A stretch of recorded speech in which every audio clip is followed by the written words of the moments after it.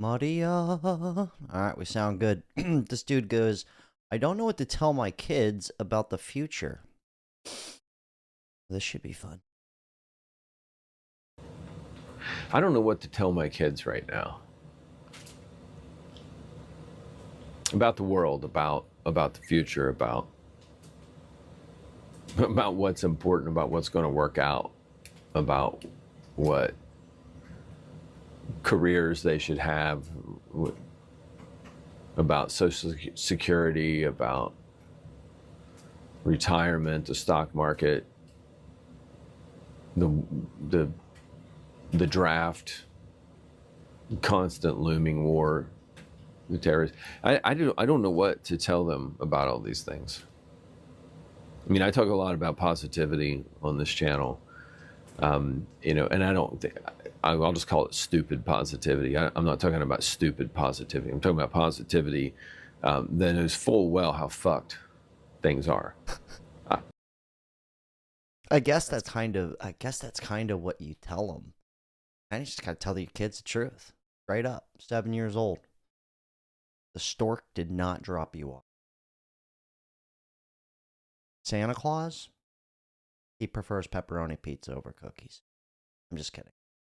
It's almost kind of like nothing makes sense. All the rules that used to be, they're off the table. Okay, they're gone. But it's hard to tell them that when you have to. When we as adults, I'm 35, and I think about that when I have a kid. Go, I guess I'm just gonna have to start them off early. Anyways, let's continue on here. But this is a lot of people are waking up. They're seeing through the nonsense. Let's see what he's got to say. I wonder how old his kids are. I mean, it's positive. That's why you have it, because of how fucked everything is. Because what else do you have? Nothing. You've got nothing left. So that's why it's the positivity itself is the only way to fight that. You just have to be smart about it. But I talk a lot about positivity on the channel, and I try to remain positive when I talk to my kids. But what do I tell them about dating? People don't date the way they did when I was growing up. I grew up pre-internet, so I'm in a unique position as a grunge era Gen Xer, 50 years old. I grew up before the internet and after, and my kids grew up with it, and now everyone is on it, and that's where they all are. And I don't know how you really meet people that you only meet online. It's actually kind of true. The past 3 weddings I went to, they all met on Hinge, Bumble, Match.com, Instagram. My girlfriend now, Instagram. We knew each other from high school, and we rekindled way later, but it was Instagram. The classic. You know what's even funnier than that? My most recent friends, like actual friends that I'm not having sex with, other dudes, we met online. Because I work online. I'm working through here. I guess the stupid positivity thing is like, what are you going to tell your kids about jobs? It's kind of like, are you going to be a lawyer? Probably not.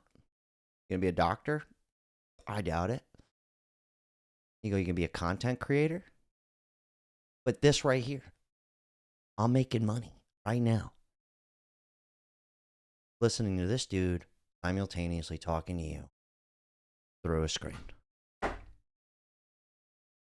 So there's new opportunities. That's the cool part, is kind of like, it almost gives you the freedom to do anything. Like, you can be Batman. And if I told my kid, like, it's practical now to tell him, like, you could just do something completely nuts. It's kind of cool when nothing makes sense. It's kind of like, why? Anyways, let's go back to this dude. Brian Jarret. I'll leave his information below. People aren't going out to see music and to get together the same way that they were, as I'm hearing on the news. I don't know. This is all anecdotal. I don't know. This is, I don't want to believe a bunch of bullshit. But when I look at the way my kids are living, they hang out some and they're hanging out more. But COVID really did a number on a lot of kids' development. And I think kids are developing later. And I think that there are, some goofy trends going around, some unhealthy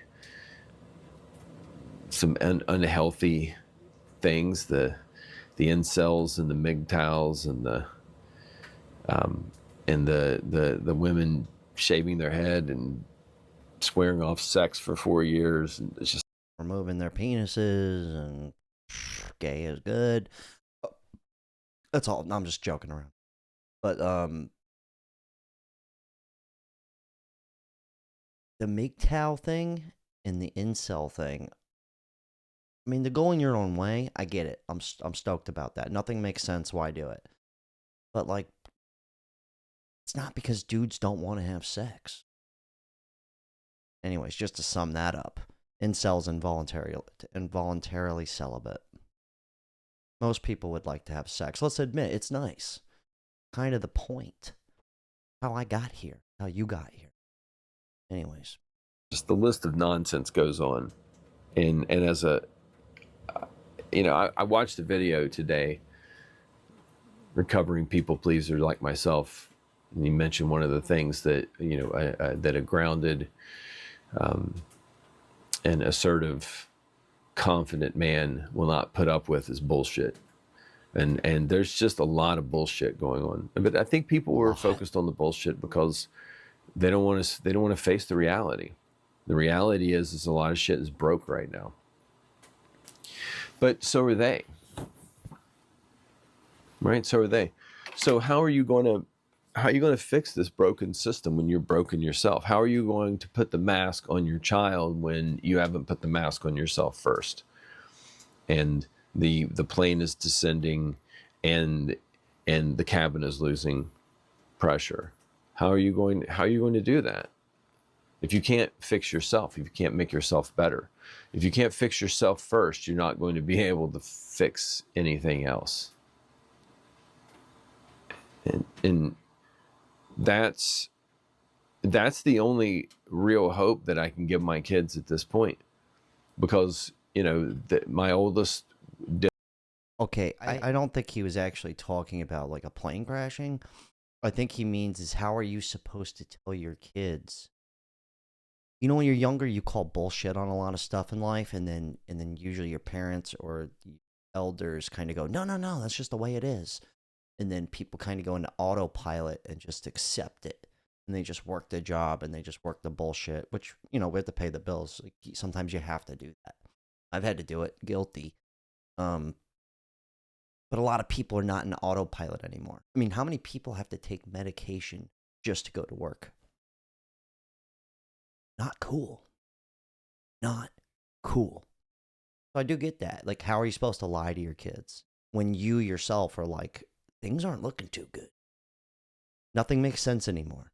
It's almost like you just got to be totally honest from the get-go. That's hard to tell a 7-year-old. Anyways, how old are his kids now? Did a couple semesters in college. He's working. My youngest is still in high school. Okay. I don't know what to tell either of them about industry because, both of them are good. That both of them are good artists. My youngest, is exceptionally gifted drawing and painting and whatnot, and pottery and whatnot. But the big thing for them was, well, maybe you could get a job as a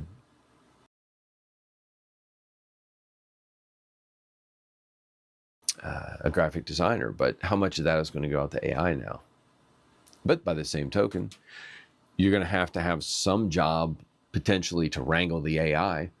So you may be the AI wrangler, and it's a new job that hasn't been created yet. No, the AI wrangler. That's awesome. Write that down. AI is going to potentially upend a lot of industry. And here's the thing it's going to do, and this is what I don't think the U.S. is ready for, is I think it's going to free up a lot of manual labor, letting people have more time, but people have been told they have to spend all of their time working. Here in the U.S., it's work your fingers to the bone. Yeah. We don't have a relaxed culture. We don't have a work, to get where we need and then take a break culture. We have grind. That's all I was told when I grew up, and grinding almost killed me. I had a complete nervous breakdown. And Because I almost died. Not to make light of that, but that is true. Luckily I grew up with parents that basically told me like, hey, real jobs are not it.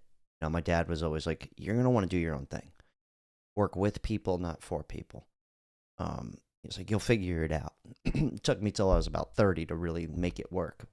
I'm 35 now. But here's the funny part, is when I did have regular jobs, I usually had to have two. Like I was bartending and then I did something on the side. So it was almost like 7 days a week. But now that I'm doing my own thing, it's 7 days a week. It's hard to shut it off. Because you need the money. Lord knows you need the money. For who? Give it to somebody else. But yeah, that is something that I get it. Why? No one wants to work. I don't. But hold on one second. Sorry about that. Lady. Women. complete nervous breakdown. And what you see is a rebuilt person. And I did not rebuild it with the help of corporate America. That's for sure. I'm not blaming corporate for everything that happened to me, because it was a system that I got into. But here in the U.S., you don't have a lot of other systems, especially when you don't have a lot of means like I did. I had a way in, and that was my way to get out of a trailer and off the side of a mountain in West Virginia. But that's my story, right? Like, I'm the one who got out of a poor state. I'm the first person in my family that I'm aware of to graduate, just to get a 2-year degree, to move out of the state. It's been a real journey. But that's not my kids' journey. My kids are growing up in a world that is upended by social media and thought tampering, thought manipulation, propaganda. And we have built-in mechanisms to deliver that propaganda to everyone's personal device that they carry with them all the time. Orwell is rolling over, spinning in his grave at this point, because this is Big Brother. We're here. And I don't say this as a doomsday kind of thing, because I think that if we don't recognize it, we're not being honest. Oh man, dude just went deep. If you really think about it, though, how he said, like, kind of controlling people's thoughts back to when you're a kid, and you go, why do I have to go get a job and all the you're calling bullshit on society, and then your own parents go, no, this is how it is. So it's kind of been happening, and now, at least with the internet, toxic positivity, at least people are starting to somewhat think for themselves, if that makes sense, which I think is a good thing. I'm not saying I know the answers. Get you stuff to make money, unfortunately, or you don't have to. I guess you can go homeless. You could go that route. I mean, you can, but it's not looking too good. So that is a good thing, but got a point. Like, I don't know what I'm gonna tell I do know what I'm gonna tell my kids.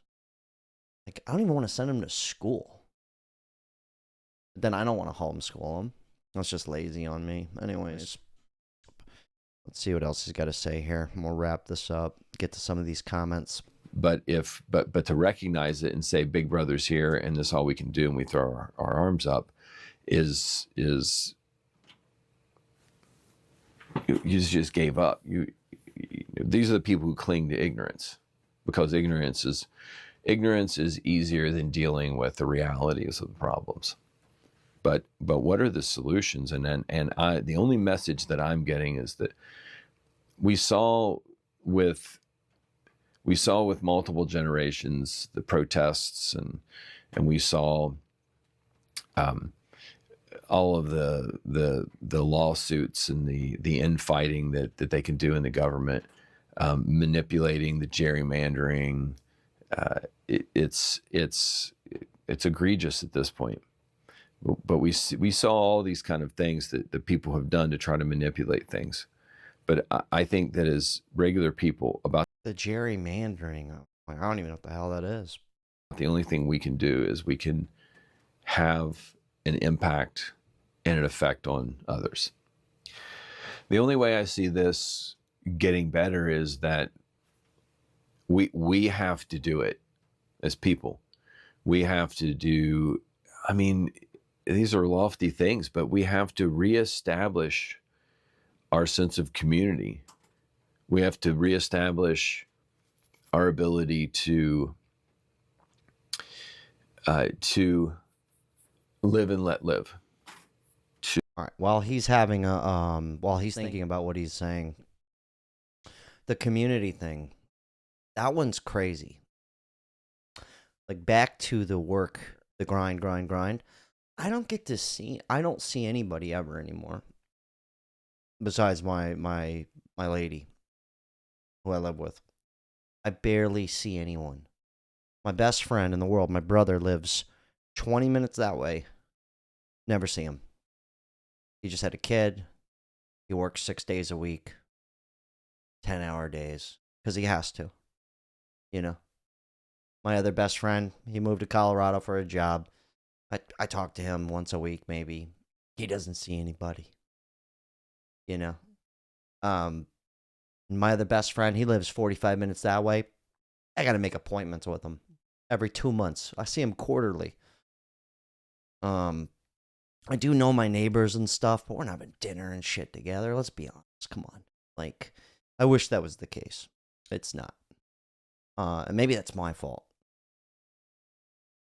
But that's a big one too. The the grind. It's just like, unless you live with somebody, it's so difficult to get together. Just a thought. Something I was thinking about. We have to be able to. That's what I'm looking for here. We have to be able to give and take. You know, we need to be able to trust our government as much as we can, and I know that's a tough one. Yeah. But how do we do that? We have to put people in who are trustworthy. And it's so stagnant with the same riffraff at this point that the only thing I can think of is a groundswell of people waking up, people having these. My wife called it a midlife awakening rather than a midlife crisis, but that's exactly what it is. It's a crisis that should turn to an awakening. I had a mild crisis, and mine didn't turn into an awakening until this year. We need to have a collective awakening to the empty bullshit that we have here. And then people will start to demand more in droves, because we outnumber the people who are in charge. The people who are in charge have access to power, and they have access to resources. They have access to weapons. They have access. Oh, he's going deep down the rabbit hole. We're going to pause him right there, about 10 minutes in. I'm going to leave the link down below. Let's look at some comments. I'm glad that a lot of people are snapping out of it. I cover this on my main channel a lot. Kind of people are waking up. They're seeing through, they're seeing through it. They're going, oh my God. It's like they're exiting the Matrix or something. And it can kind of piss you off a little bit once you kind of snap out of it. But a lot of people are on like medication and shit, and they think something's wrong with them. This isn't like point a finger at you like, oh, loser, you're on medication. That's not it. It's like, you're not wrong for being mad or like depressed. Like, you're right. Like I could never. I tried working an office job. Forget it. I couldn't. I would rather wait tables. I'd rather be mixing and mingling. There's certain things that we have to do, and it's depressing. Nobody wants to do it. So it's not that people are wrong. It's just they end up going and they're like, well, I guess I'll become an alcoholic, or I'll guess I'll take SSRIs every day for the rest of my life. Not to make light of it, but that's kind of, it's like you already were snapping out of it. It's just a lot of people suppress it because it's like, how else can I keep showing up to this thing every day? Look at some of these comments. This dude goes, yeah, we're toast. It's over. My uncle used to be my aunt, period. Like, he goes, everyone will be dead or wish they were by 2040. That's a bit much. I'm kind of optimistic. Not this guy. There is no future for most people now. Okay, forget it. Let's scroll down here. Almost feels as if there's no future. This person goes, me and my fiance are 26, 29, no kids, but we are trying so hard just to make a small cushion, working multiple jobs and staying at a job we hate due to its decent pay. Everything's expensive, rent, food, gas, all that. Yeah, I mean, a lot of people, imagine you're solo, you got to have a roommate. You know what I mean? Like, I've always had roommates. I don't want to be broke, Now I'm in a position where I make enough money to live completely on my own. I'm in a small percentile now of people, but I still have my woman, and we work together. It takes the load off of my back. I hate living under constant stress. I can handle some stress. I mean, I can handle high stress. I got gray hair, wrinkles real early in life. I can handle it, baby. I go deep. But yeah, I mean, it really is difficult, dude. It seems that the best thing you could do, like you said, work on ourselves first. All right, no. Don't tell them anything. Because don't tell your kids anything. Just be here and now in this day and show them to be present. And you do that every day you wake up. The future is built on the now moment. Oh, that's good. I mean, really, you kind of got to just let the baby bird fly anyways. They're going to have to adapt. It's almost like every 5 years you got to switch your jobs anyways. Even what I'm doing here, it's like every 6 months to a year, I go, what am I going to do different? What? It's always like a changing thing. Really wish my parents would think about all this type of stuff before forcing their offspring into existence. That's why a lot of people aren't having kids anymore. Let's go. We lived in a controlled reality. Okay.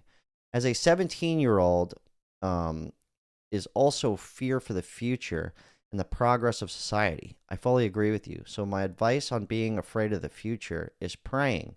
Praying's a big one, dude. Just pray your way out of it, man. Just walk it off. It looks like a lot of these. All right, we'll end on this, dude. Bro, I am 40. This world is ever changing, but if you look back hundreds of years, you will see that it is total chaos. Trends come and go, wars come and go. It's always been this way. We are just puppets.